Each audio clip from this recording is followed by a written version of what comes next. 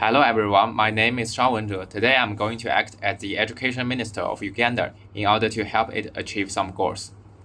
Let's start talking about the background information of education in Uganda first. Our nation has a total population of 47 million, with about 21 million individuals aged between 0 to 14 years. This represents approximately 45% of our entire population, underlining a significant youthful demographic with a median age of just 15.7 years in 2020. For education part, our literacy rate stands at 92% in 2022. Our country has a relatively high out-of-school rate. For example, 45% for primary school and 30% for middle school. Today, our discussion focuses on the Sustainable Development Goal 4.6, which focuses on quality education. The target set for 2030 is to ensure that all young and a substantial proportion of adults, both men and women, achieve literacy and numeracy. There are some challenges we are met with. Firstly, access to education remains uneven. For instance, poverty. Many families in Uganda do not have enough money to support their children's education.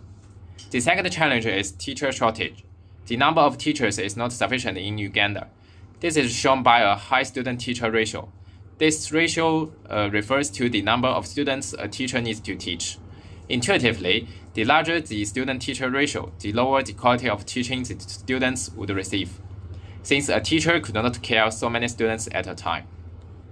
To address these challenges, I propose adopting a compulsory education program, drawing inspiration from successful models like China's. Since its implementation in 1986, China has seen its literacy rate soar from 66% to 97% up to 2020, which is around 0.82% increase annually.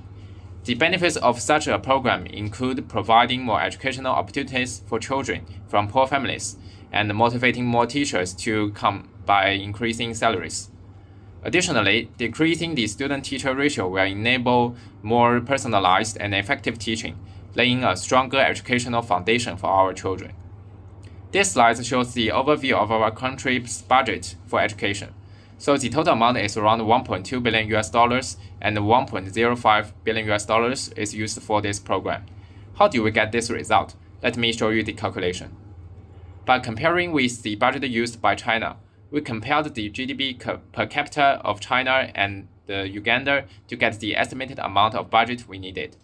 Since the number of students are different, we did further calculation to get the actual amount of budget needed, which is $1.05 billion. And this amount is confirmed by the economy minister. In conclusion, it is very likely that we would be able to achieve the SDG goals. A literacy rate of 98.5% would be achieved in 2030, and the out-of-school rate of middle school and primary school would be reduced to 20% and 10% respectively, which could let more children in our country to receive education. Thank you for listening.